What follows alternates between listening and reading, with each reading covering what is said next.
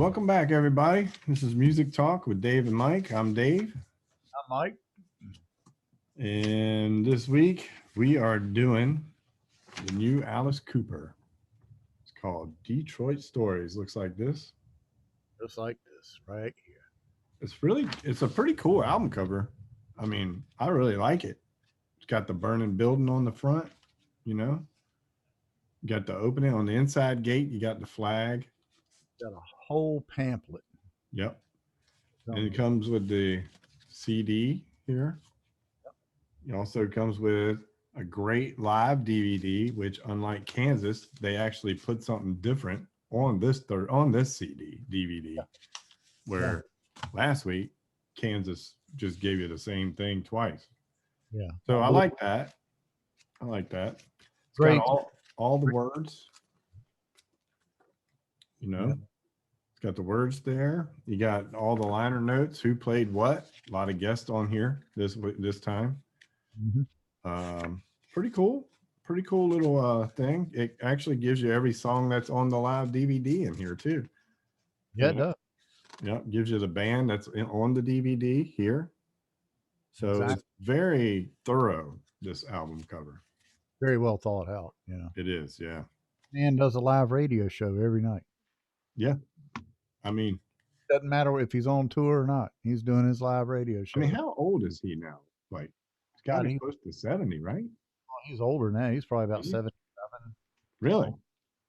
Yeah, he used to be friends with Richard Nixon. They'd go out, drink Budweiser, and play golf together. Yeah. You know what I mean? There you go, man. Yeah, I get that. That's one thing I really didn't do is I didn't really dig up a lot on Alice Cooper. I mean, he's so well known, everybody knows Alice Cooper. So I didn't feel like I needed to go into the history of him too much, right? One thing I'll give him props for, he does reach out quite a bit. Yeah. To society in general. Yeah, he helps. Yeah, he definitely helps out. So that one song, Hanging On by a Thread. Yeah. The end of it, I'll talk to you about that song when we get to it because I have a couple problems with it. Yeah, but he suicide hotline and all that. Yeah, he did.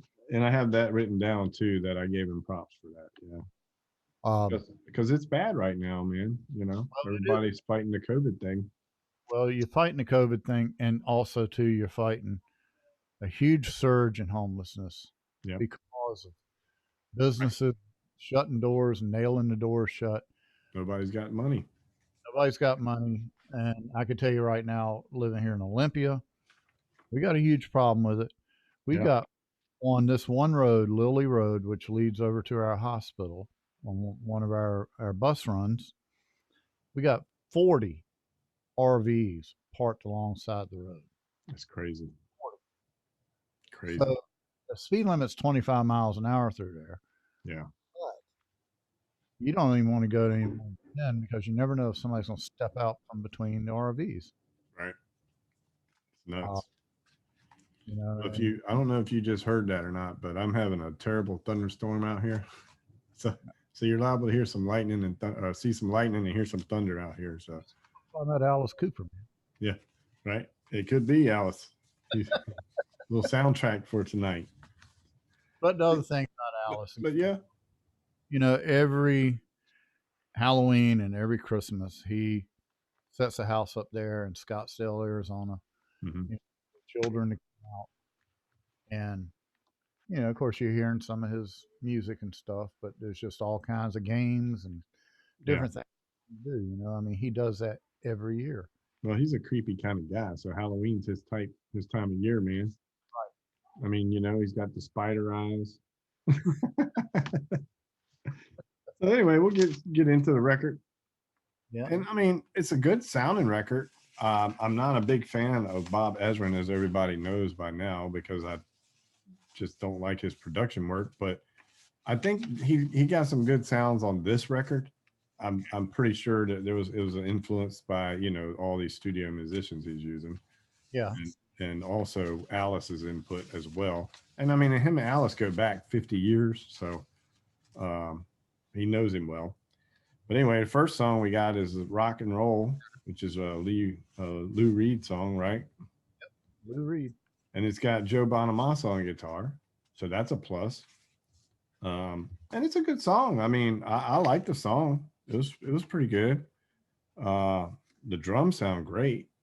You know, that drummer that plays on these, that Johnny B.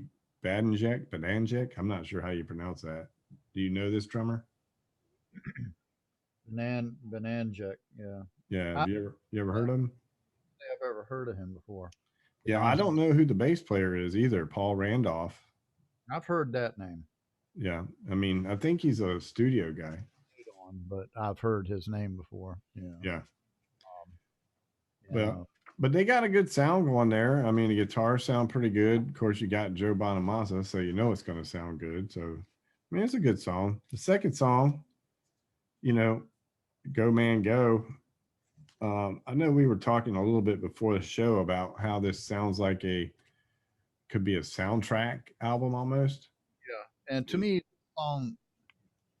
I don't know. To take it as a standalone song, it was just a little cheesy to me. It really was, and it reminds me of something you would hear in Little Shop of Horrors or Rocky Horror Picture Show. Or You know, like a modern day West Side Story, like we were talking about earlier. yeah. Mark Farner's playing on this song. He actually plays on like 3 or 4 songs on here. So, um, is Mark Farner from Detroit? Yeah. Well, Flint, Michigan's where he's from. Is he That's from where Michigan? Yeah, Grand Funk was put together. It was in yeah, Flint. yeah. So I thought for some reason I thought they were from there, from Michigan. So I didn't really know for sure, but I figured, you know, I know Joe Bonamassa is not, but any chance you can get to put him on record, who Well, cares, right? one thing at this album, I don't know. I mean, I might be reading into it, but maybe Alice is looking at maybe laying back and lightening up his load here.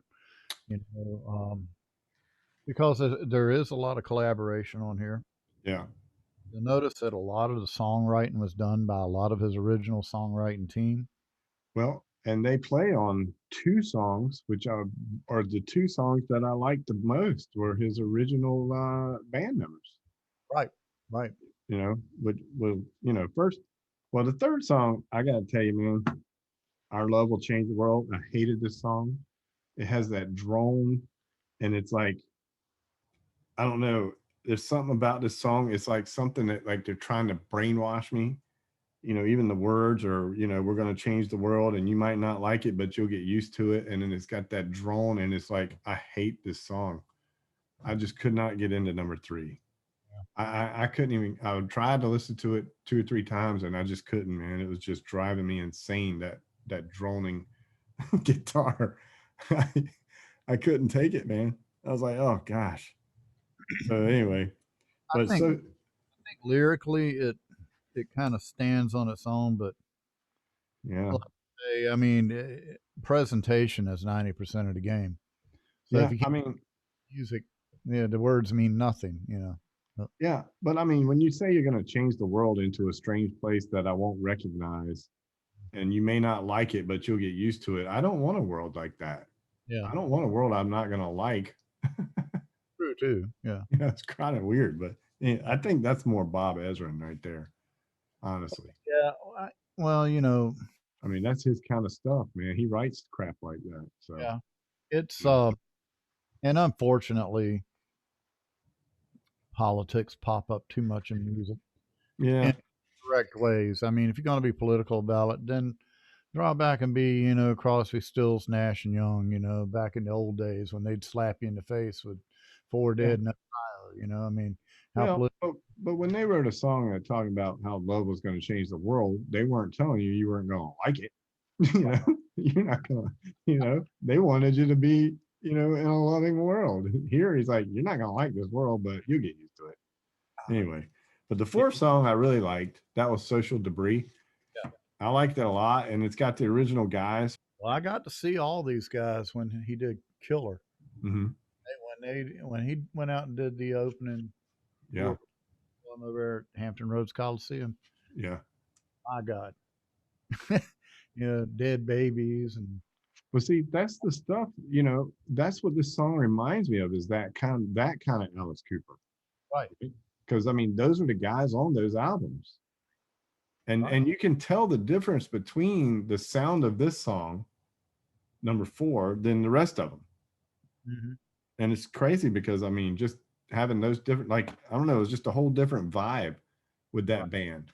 And that's right, what I liked. I wish there would have been more of them in this CD. right. There's only 2 songs they play on. But that's what I'm saying. This almost seems like uh, this almost seems like something that he has put together to bring everybody that has been in his circle of friends musically. And here we go. Let's put this out there. Maybe he just did it to do it. I don't know, but usually when artists do something like this, they're looking at trimming down the touring and the writing and the business end of it and kicking Yeah. back and living life a little bit. And let's face it, I mean, Alice is up there in age a little bit, He still. is, but I feel like he shines more live than he does on record. Because I Yep. mean, his voice, I mean, it sounds okay on here, but when you listen to the DVD, there's a big difference. Oh my God. I mean, he's actually putting passion into the live stuff where this is just, I I, mean, it's not bad, don't get me wrong, but I actually like the production on the live DVD better than the production on the studio stuff. I'll agree with you. I mean, the sound was so much more crisp Oh yeah, on the DVD, live DVD. crisp and full. You Yeah. know, Yeah.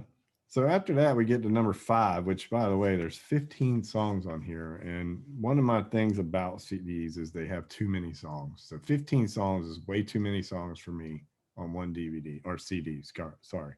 But anyway, so then we get to $1,000 high heel shoes. Basically, kind of funny song, really. I mean, he's talking about he spends all his money on what appears to be an exotic dancer, and mm, he's looking at her $1,000 high heels saying, there goes my paycheck on your feet, right? uh, but the good thing about it is you have, first of all, you got a great horn section in here, the Motor City horns, and then second of all, you got Sister Sledge singing backup. yeah. So I mean, you gotta love that. I Mm, mean, that's a heck of a backup section and a great horn section. So yeah. it was a good song though. I like the song. It's kind of funny, the words. Then you Yeah. get Hail Mary, number 6, and that has Mark Farner again playing. The next couple, actually, he plays on, which is kind of a weird song to me. Um, you know, I'm not really sure what to make of it. It was a good song, but the words are a little strange. So it's almost like a, a nun walking down the street that, I don't know, maybe she's a hot nun or something. I'm not sure really what he's doing on this one. You know, that's typical Alice though, right? Hail Mary. Yeah, I don't know. And then you come up to number 7. You got Detroit City 2021. Which is cool about this is he kind of throws some names out there from people from Detroit or Michigan, And and I Iggy. kind of like the way he threw a little bit of he threw the Kid Rock and Eminem in here, right? Where he says the kid was still in his crib and Shady was wearing a bib. Basically, he's talking about Kid Rock's young when he started out, right? And Eminem was still wearing a bib. So these are all babies, and he's out there getting it, And I thought that was a really cool mention for them guys. I'm, I don't know how they'll take it, but I thought it was funny. I did too. Well, and funny that you should mention that. Well, not fun. I mean, it's right here, but I'm amazed too that he didn't mention something about Pink because she's from Detroit. Yeah. Well, I mean, she might have been part of that Freaktown part. She- uh, Well, yeah, I mean, obviously he couldn't put everybody in here. right, right, but I mean, she was. I think he kind of just picked out like some of the biggest names. I mean, he threw Susie Quattro in here. Oh yeah. Well, So yeah. it's like, It's part of the Detroit sound back in the early '70s. yeah, Susan. right. And then you saw her on Happy Days. Yeah, right. That's what I know. Weird, huh? So I like this song. I thought it was pretty cool. I like the way he gave a nod out to everybody from Detroit and Michigan area. You know, that was really cool. Now, then we get to number 8. And I mean, the music was fantastic, but the words, I couldn't stand them. I mean, The first line, I like the first line. yeah, I saw you, baby, and I pissed my pants. And then he's talking about going, come into my cardboard box. So, I mean, what is he, like a homeless drunk that's fallen in love with somebody? I don't know, man. I just could not get past these words. But the Well, music is fantastic. It's a great 12 bar blues. And, Joe Bonamassa again, playing what he does, sounds like Joe. But the words, man, I just yeah, think he just took something, and Alice is, you know, he's a strange character. he But I is. I mean, think he was looking through the eyes of somebody supposedly homeless. right. A drunk homeless person. Drunk homeless person Yeah. living in a cardboard box and sees this woman and pisses his pants. Well, I'm thinking You he's know, he's already pissed his pants at least once, right? I mean, he now, even starts. He's talking about call me Ripple and I'll call you Rose. I mean, those are just two. Talking about liquor, right, or his drink right there. I don't know. I couldn't get past the words on that one, man. I had a hard time with it, but I really liked the song. I just wish that he would have put some different words on it. I would like to redo it and change the words. The music was really fantastic, though. I think it's pretty common words. I mean, I, it's a funny song, I suppose. I mean, I got to take some of these with a grain of salt, I think, because I'm looking too much into some of this, and I got to remember it's Alice Cooper. yeah. You know, Well, so that and the fact is too, like we were talking about earlier. I mean, the homelessness is going to become an explosion when everything opens back up. yeah.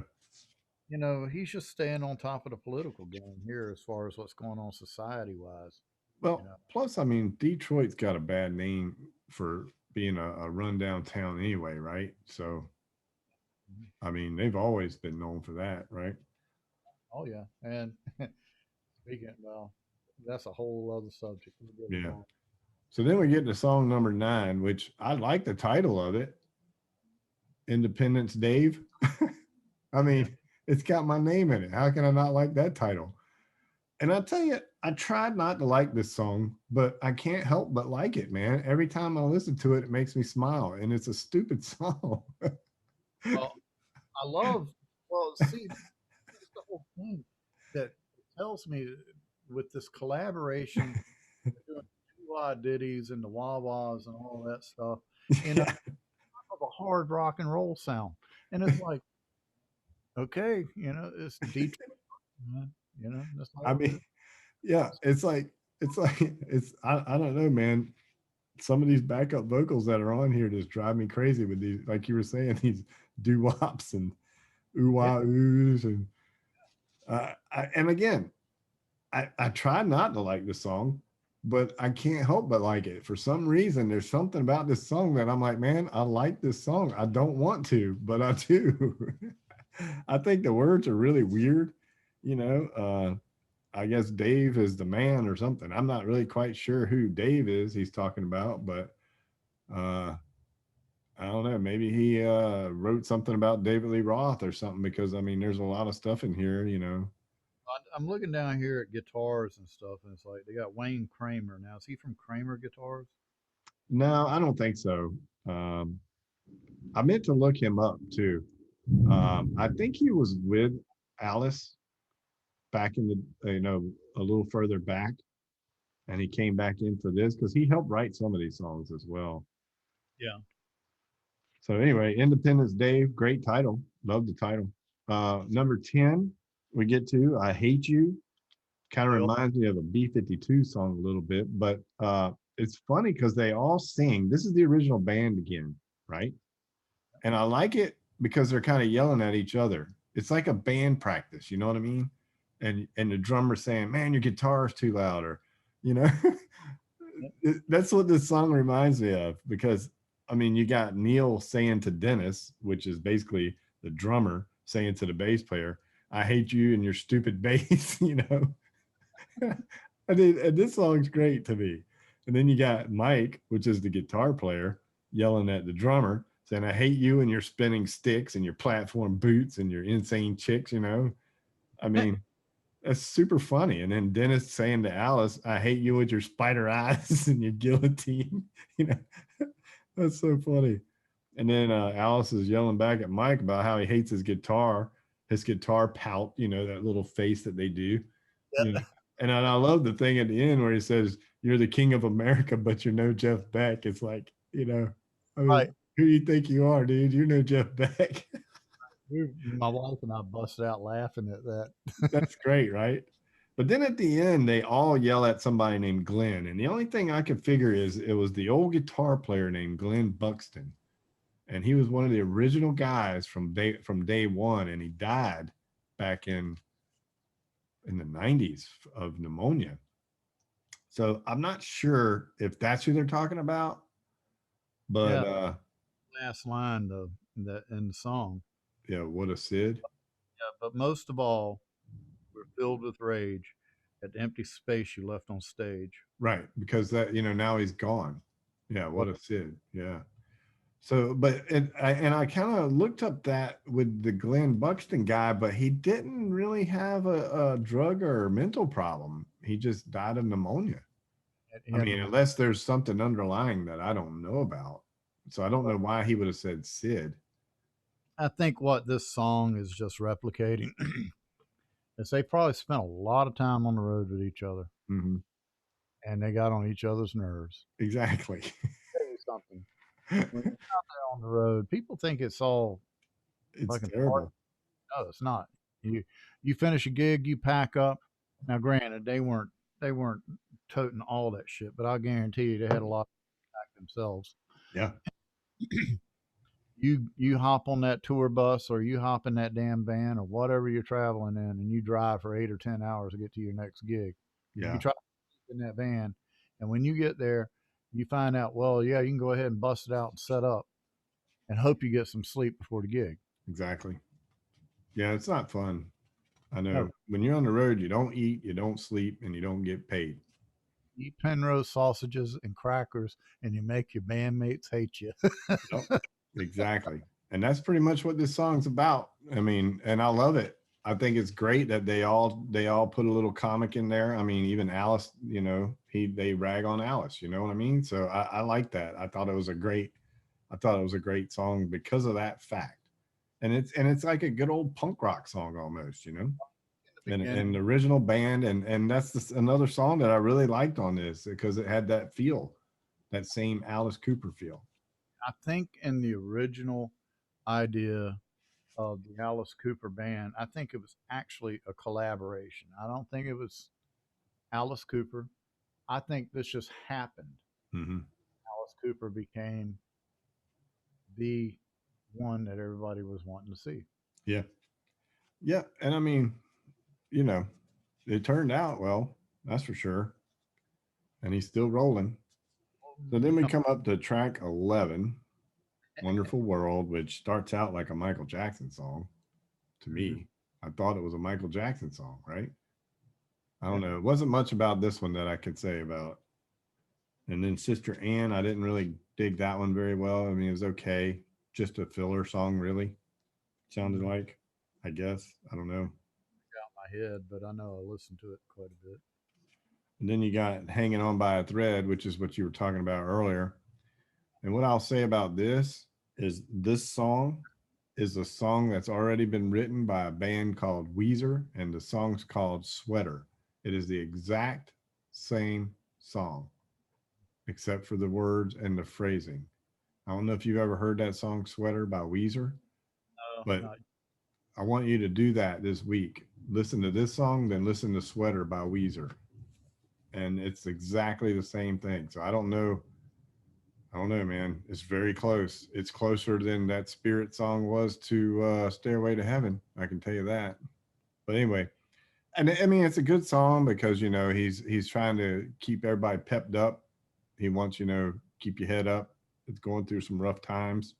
Maybe Bob Ezrin or Tommy Hendrickson had something to do with writing that song with Weezer. Could be, and I didn't look that up, but I listened to the CD 3 times, and every time it got to that song, I was waiting for the guy from Weezer to come out and sing because it's identical. But it's a good song. I mean, everybody's going through a rough time right now, and he wants you to keep your head up. We're all hanging on by a thread, right? So don't give up. And then he gives you the suicide hotline number at the end, which is cool. I'm just glad that bands in general are reaching out to this area now because it is something that needs to be brought into the light Yeah. in a, where you're not watching it on the news. Right. Exactly. Yeah, because you're not going to get anything good on the news. To hear it in a sense of Yeah. where it could be a little humor put in there, but also there's a lot of seriousness. Exactly. Same time, it puts you in the mode of that frame of mind of, okay, yeah, you need to pay a little bit more attention. Right. And come up the next song, 14, which is something that I wish would happen all the time. Just shut up and rock. I don't need to hear about your politics. I don't need to hear about what you did today or your food you're eating or your yoga pants or whatever it is. Just shut up and rock. Yeah. Well, think about, do you think in the day of the Fillmore East and the Fillmore West that they wanted to open their doors and talk about politics? Exactly. That's what I'm saying, man. It's like I say that to all the time. Just shut up and act, or shut up and play ball, or shut up and rock, whatever it is. I don't turn on the TV to watch politics. I turn it on to get away from that crap. No, I So just think us as a society we need to start turning the TV off on these cable network news stations, absolutely, bringing it back down to true journalism again. man. If it ain't Judge Judy, it ain't on my TV. I'm telling you, man. Judge Judy. So anyway, so shut up and rock. I really like that song because how many times I've wanted to say that, right? And then to get to the last song, song 15. It's been a long CD. Yeah. So Eastside Story, written by Bob Seger, right? Have you ever heard Bob's version of this one? No. I haven't either. I don't know if there's a version of it. I was going to ask you, is there one? I don't know. Might be. I should have looked this up. I wish I'd have had more time this week. Yeah. Really, because I'm going to probably do some research on a lot of this stuff because I go back all the way. Like I say, I remember seeing Killer in concert. Yeah. Band.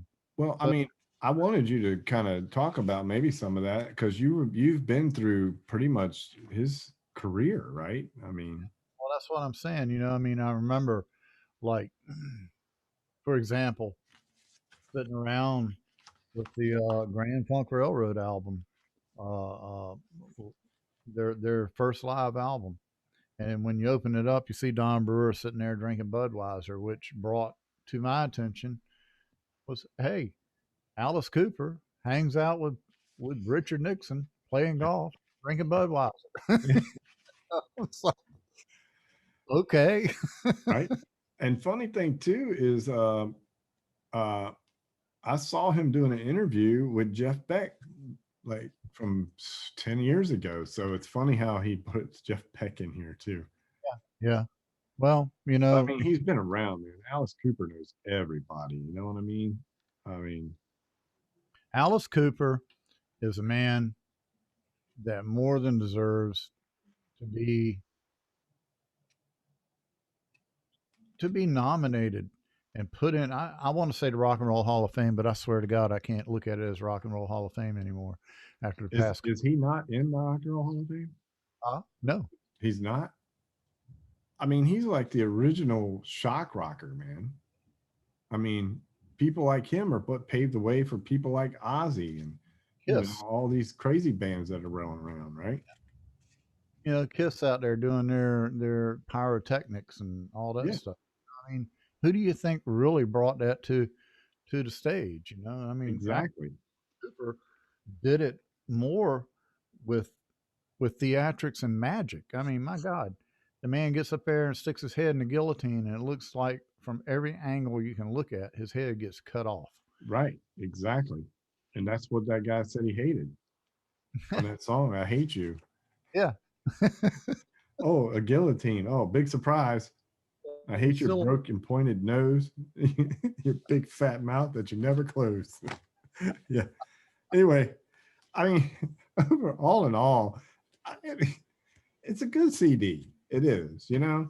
I mean, I've chopped into some of it a little bit because I kind of was concentrating a little bit more on the words because I feel like the music's there. I mean, he's always got quality musicians, you know. He's got the top of the line. I mean, you know, when he gets a musician in his band, you know they're going to be one of the best there is. So, and I definitely don't see any lack of musicianship on any song on here.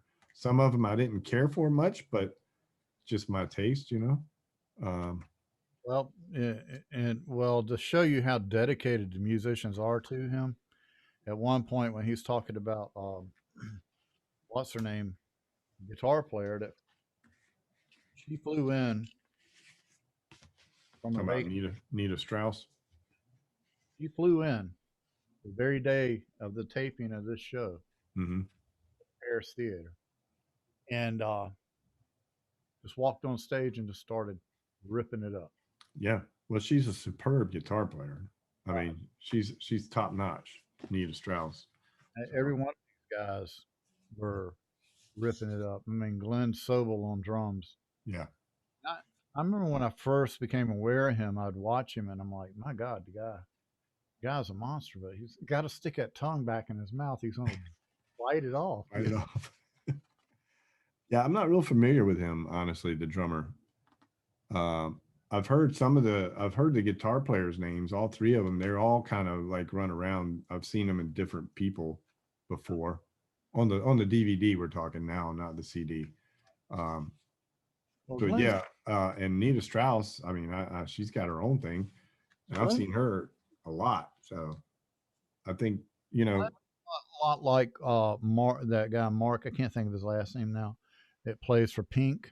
mhm, Also, plays for Foreigner and a bunch of other bands. yeah, But I mean, this guy walks in. Okay, just to give you an idea of the kind of talent I'm talking about. I don't know if anybody's heard it, but Pink did that live version of Bohemian Rhapsody, yeah, and I mean that band nailed it yeah, to the.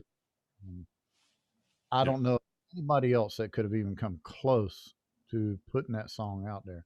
yeah, And drummer Mark, and here's one thing about him: he had battled brain cancer mm, 4 or 5 years prior to becoming her drummer, right, and was doing the stuff that he's doing now for her. yeah, And I see another band that is hot live. Catch Pink's band. It's phenomenal, man. yeah. Well, And they used to be. Who knows who it is now? well, I think he's still with them. Yeah, Pretty much. I mean, I've touched bases with ever since I saw that live concert from Australia. yeah, Kept her on my radar, and it seems like she's still got the same band. right. Yeah. That's Well, why you got people like that, like Alice Cooper. He's yeah, able to down. He's able to nail down these hired guns and just keep them, man. And they exactly. Yep. And monster. they are great. Yeah, and I Well, think much different. It's a much different story to be on a live stage playing this stuff and keeping things right down to the T, yeah, of timing and stuff, and coming across with that live energy. To yeah, me, I'd rather see that than listen to any studio cut of anything. right. Well, that's why, you know, the band on the DVD is different than the band on the CD. So, Right, you know, right. well, Yeah. anyway, you know, it's Alice Cooper, Detroit Stories. Looks like this on the CD, a little glossier than the earlier picture. I gave it a 7. You know, I thought Yeah. it was good. It wasn't great. I thought it was good. The DVD's probably it's better than the CD, but still, I think Classic. 15 songs is way too many. You know, Yeah. Yeah. they could have chopped 5 songs off of there and I liked it a lot more. You know, Yeah. at least 3. Yeah, probably, but I'm sure that in Alice's mind, he had a novel that he was writing. Yeah, it feels like he's writing a book or a movie on Yeah, this one, you know. he had put all those on there, and I'm gonna give Yeah. him. I'm probably gonna give him an 8. Give him an Yeah, 8. All right. because I mean, there were some things that even listening to it again, I'm sure it's gonna strike me as being a little cheesy. Yeah, At the same time, I look at it like but that's Alice, right? it fits. Yeah, It. it does. It's one of those albums you got to listen to from the first song to the last. It's not like you can just say, "Man, I want to hear track 4 or track 7." It's one of those that kind of just all works in one, you got to listen to the whole thing as a whole or else it doesn't make sense. Right? Yep, I don't exactly. think you're going to get a single off of here because I mean, you could, I suppose. But I mean, it's worth it. It's worth the listen. Plus, you get the DVD, so get it. It's not bad. And if you're an Alice Cooper fan, you probably really like it. Yep. I mean, really. I I, was never a big Alice Cooper fan, so well, you know, it to me it was in step with who he was, but a little bit out of the ordinary for him. yeah, yeah, Same time, it seemed like I don't know. I totally expect either. Like I say, it was a lot of a collaboration here. So that reminded me of one thing. Maybe he's going to slow things down. right. Maybe this is a build up to doing something bigger, to where there's Mhm. going to be kind of a Broadway play, and then could very well turn into a movie. Right. Could be. Could be.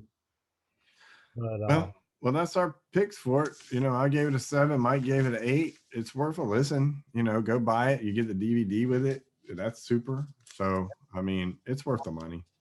I mean, very well, seriously. for So, what you get. yeah.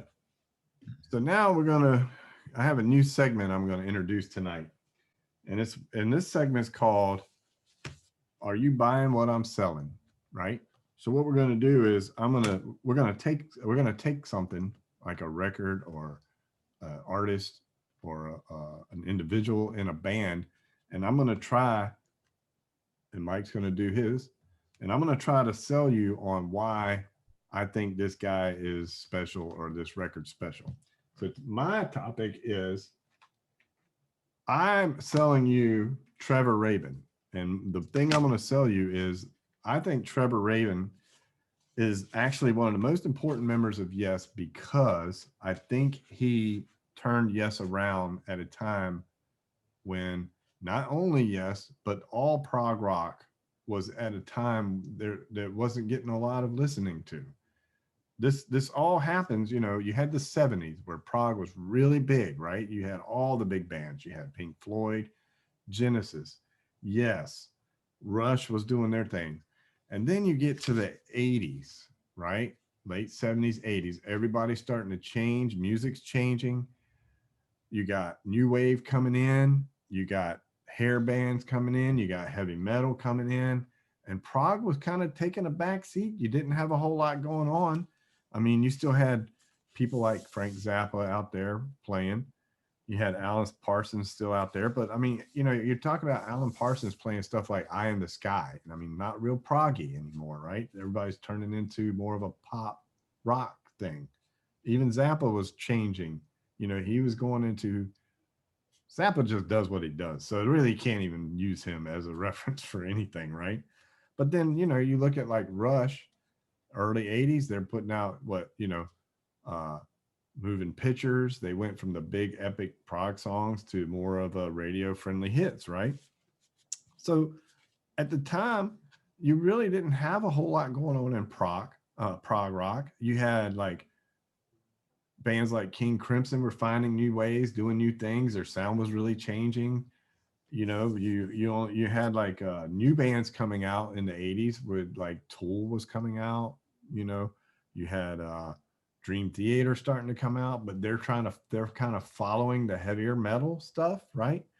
So in 1980, let's see, 83 is when Trevor Rabin joined Yes, right? So we think about Yes, and I'm just going to concentrate on them.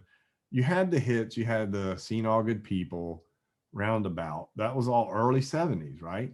And then you got to like 78 and Tormato was just like a whatever album, right?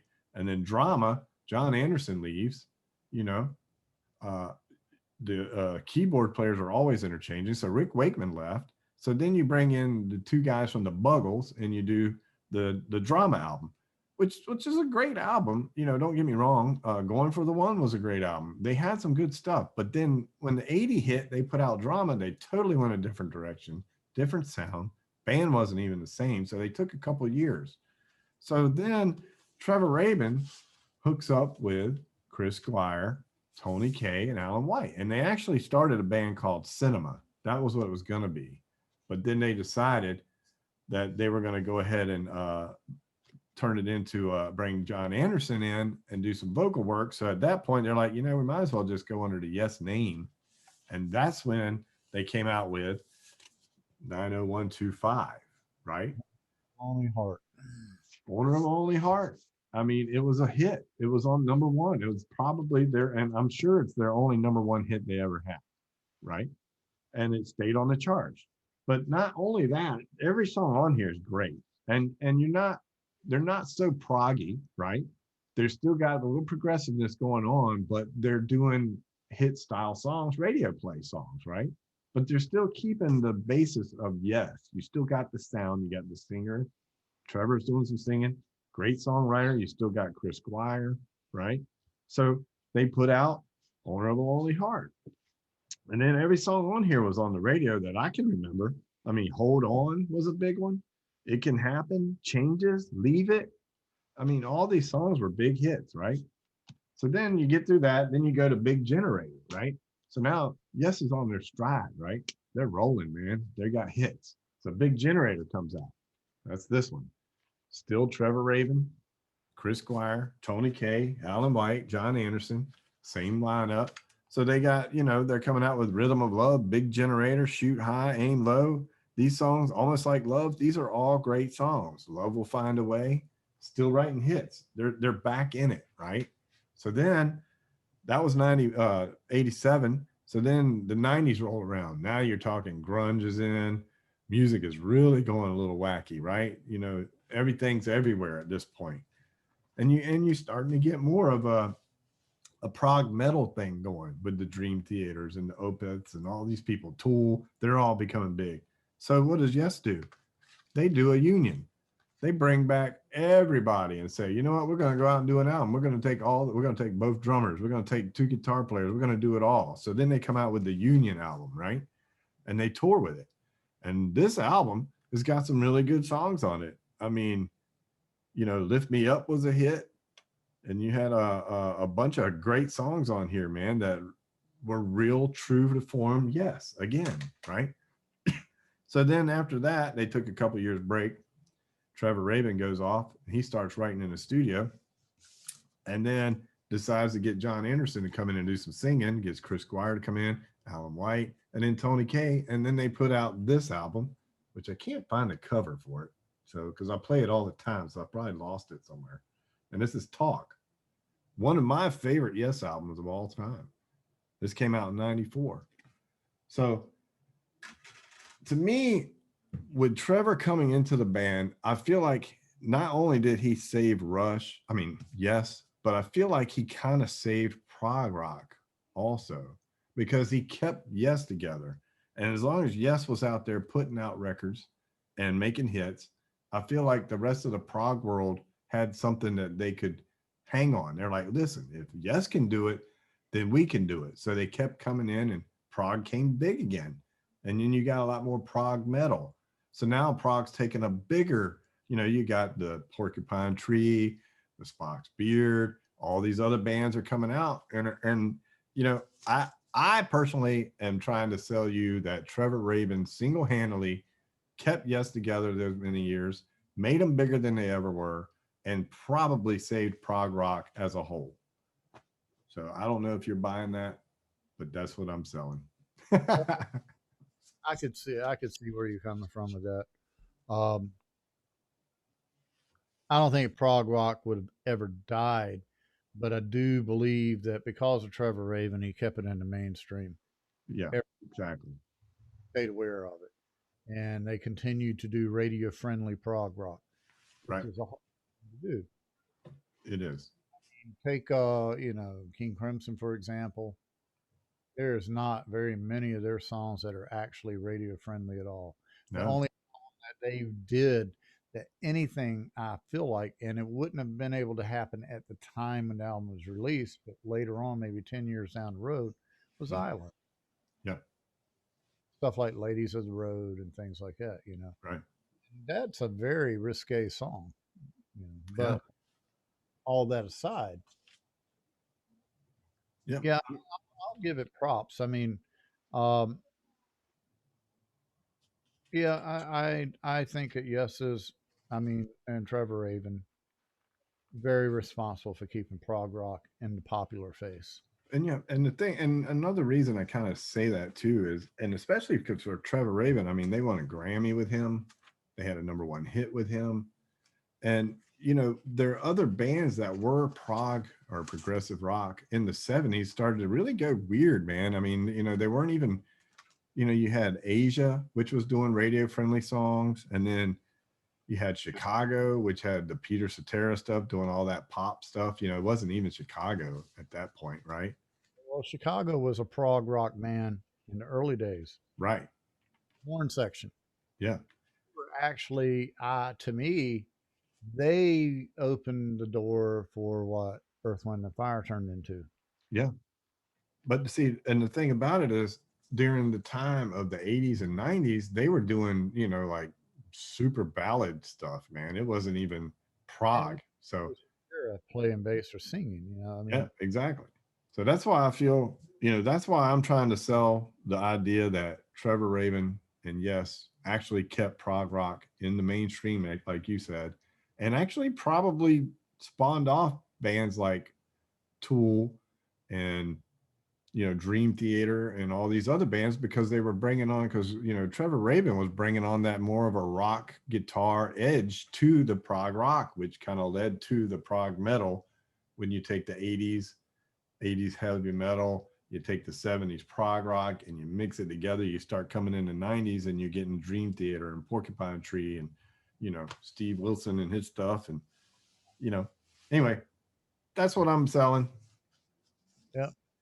Well, you sold. Well, I'm gonna sell to you Steve Gadd, one of the monsters. Yeah. My first encounter with Steve Gadd, although I had been hearing him on the radio and didn't know who he was, I used to go to Fort Monroe and listen to the Army band, and Steve Gadd was a drummer. They're playing that jazz, very sterile. But I noticed the drummer he was a monster. It's like, my God, who is this guy? Well, years later, moving forward, when I got into listening to Steely Dan and stuff like that, well, then the name Steve Gadd started popping up again. I'm like, wait a minute, I've heard about this guy. And I remembered I had seen him at Fort Monroe. Well, I found out, he was on songs 50 Ways to Leave Your Lover, Paul Simon. Yeah. Late Evening, Paul Simon. That's a version of Four Sticks right there. That's the way he did that song. Yeah. It's like Bonham did Four Sticks. Cool. Then you move on to the Steely Dan stuff. He's the one that did the drum solos in Asia. Yeah. Although Bernard Purdy wanted to take credit for writing them.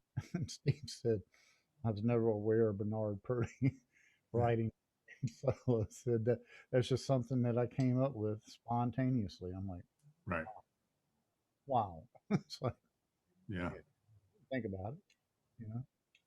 And so, you know, you can say what you want about pop music, popular, top 40, whatever you want to call it. But you got monsters out there like Steve Gadd. When you listen to what they're doing, you try to replicate it. Yeah. Good luck. You might come close. Yeah. All I got to say is one of my heroes, and I hope like hell that a lot of people start hanging on and listening to what he's done. Well, I believe a lot of people, and you don't have to really sell this one that much to me because I'm with you. I'm sure. Um, a lot of people have heard Steve Gadd and don't know it. Like you Yeah. said, you've heard him on the radio before you even knew who he was, probably. Uh, I was fortunate enough to see him play with Tom Scott. I was on the side of the stage watching him. It was amazing. It was his element, really. Free element. You know, you just do whatever. And I mean, I think he does that better than probably most drummers. You Oh, know, I mean, he gets in his groove, and you let him rip, and that's his thing. And I mean, the guy's played for everybody in the sun, man. yeah. So now He's, on the Asia album, do you have that album right there with you? no, I don't have the album with me. I've got it on CD somewhere. I couldn't even find the CD of it actually. Yeah, I have it somewhere too. I think I have the album stacked somewhere. There's so Now, many. does he play on all that, the whole album on that one? You got Peter Erskine. You got Dennis Chambers. I believe played on some. I believe Dennis Chambers did. Yeah, Bernard Purdy played on some of it. You right. know, track for track, every track is pretty much a different lineup. Yeah, Um, and which again just goes to show you the kind of musicians that are out there. And right. these guys walk in like Steve Gadd will walk in and piddle around in the drum booth while Paul Simon's sitting around with the engineer and producer trying to figure out, well, how are we going to start this song? And Steve Gadd's in there doing some rudimental stuff. Yeah. And that's the way 50 Ways to Leave Your Lover came about. And But nobody can replicate it. yeah, Yeah. not the way he does it. Right. No, he make it work. Yeah. But to do it the way he does it, nah, I haven't seen one drummer that can do it. Me neither. Never. I mean, maybe you could get like a Jeff Porcaro or somebody that might be able to do it or something, but I've personally never seen anybody do it Well, the right Picard, way. the other drummer that did a lot with Steely Dan and a lot of other people, you know, Yeah. in his Boss Skaggs days. Yeah. Uh, Well, like I said, you don't really have to sell him much on me. Maybe a lot of people out there don't know who Steve Gadd is, but I guarantee you've heard Steve Gadd. Guarantee it. I'll guarantee it too. I mean, I've seen him play with Clapton. I've seen him play with Al Di Meola. I've seen him play with pretty much anybody, and I mean, he's probably more, I guess, a jazz player, right? If I you can mean, would you consider him a jazz drummer more? call it, yeah, yeah, well, yeah, I would have to say yes, he is a jazz drummer. Yeah, And these guys that are doing this stuff, like okay, like a Picaro, for example, the Lido Shuffle, yeah, Rosanna, yeah, you know, those shuffles, they just don't come about. I mean, these are things that you have to practice independence and ambidextry uh, to the max to yeah, make it work. They're not something that feels natural when you do it. yeah. Well, I mean, we've reviewed CDs where people try to do shuffles and can't, you Yeah, know. So it's not like it's a easy thing. People like Steve Gadd probably born in it, born with that. The guy can do anything. yeah, So, yeah. but yeah, And and we're talking about a man too that can take a set of drums. He'll have three different 18-inch cymbals up there, and that's all he's got, and his hi hat cymbals. yep, And he comes up with every sound that you could ever imagine coming off of a drum kit. yeah, Flashes and trashy sounds and everything else. And it's just done with these three different weighted 18-inch cymbals. right. And every drummer out there always gives a nod to Steve. They've learned something. Everybody's learned something from him. God. Oh, There's yeah. not one drummer out there that can't say that they didn't learn something from Steve Gadd. So that's a good one, man. I mean, uh, I guess the whole point of this new segment of the show is that really I don't have to sell it to Mike. Mike don't have to sell it to me. But what we're trying to do is sell it to you out there so that you guys can see what lies behind some of this music that you're hearing. You know, we like to get in depth with it. So we're going to sell you on these artists or these albums or these band members and give you a little more of a detail about what these guys do and how they do what they do and what makes these songs that you listen to so likable because of people like these guys. They're the ones in the back that are doing it and you're just enjoying it. But what they do to get you to that point is very difficult. So it's I don't know. I don't know any other word to put on it, but it's amazing to walk into a studio and watch a song being laid down as far as the basic tracks. Yeah. With the drummer, bass player, guitar player, nobody's singing, and they walk in, and then within 2 takes, 3 at the most, but 2 takes, they lay it down and walk away. Yep. They don't rehearse. Nope. They stand there around the console. They take a few notes. They do a numbers chart. A lot of people used to call that cheating, but you've got 2 different standards and numbers charts. Either one works. Doesn't matter which one you use. Yep. Reading it, pick and choose your own battle. Yeah. And they walk in, and they just lay this stuff down and walk away. And that's why fresh, full, and good, because they can instantaneously do this stuff and pull it off without even thinking about it. Absolutely. It's amazing. It's amazing. And you know, you don't really see the work when you're hearing the final product, but man, these guys are just, you know. So yeah, we're gonna try to bring this segment in every now and then, and we'll sell y'all on some stuff like that. All right, well, let's wrap it up for tonight. The Alice Cooper Detroit Stories. I gave it a 7. Mike gave it an 8. Our new segment, you know, are you buying what I'm selling? Try to give you a little insight on what you know some of these people do to get these songs and records out. Maybe help you out understand a little more about the music parts inside of the songs. So anyway, I appreciate y'all hanging in there. Hit the like, share, subscribe, tell everybody about it. See if we can't get some views. Comment on here. Let us know somebody that you think might need to be talked about. One of your favorite musicians or one of your favorite records. Let me know what you think about Alice Cooper. I want to see how many people out there that I know are Alice Cooper fans. You know, I've just never been a big Alice Cooper fan, even though I've liked him. But it's a great CD. If you're an Alice Cooper fan, you'll love it. So I think Alice Cooper is a sleeper with a lot of people. Everybody's heard his music, and it's kind of laid in the background, and you sit there nodding your head, and you don't even really realize it. Yep.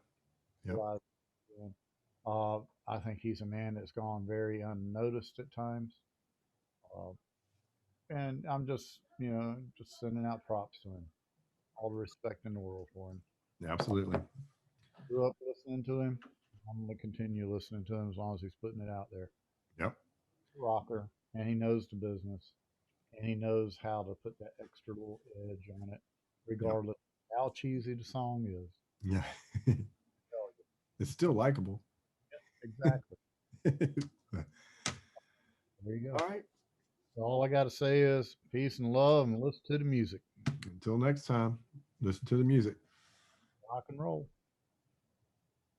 Yeah.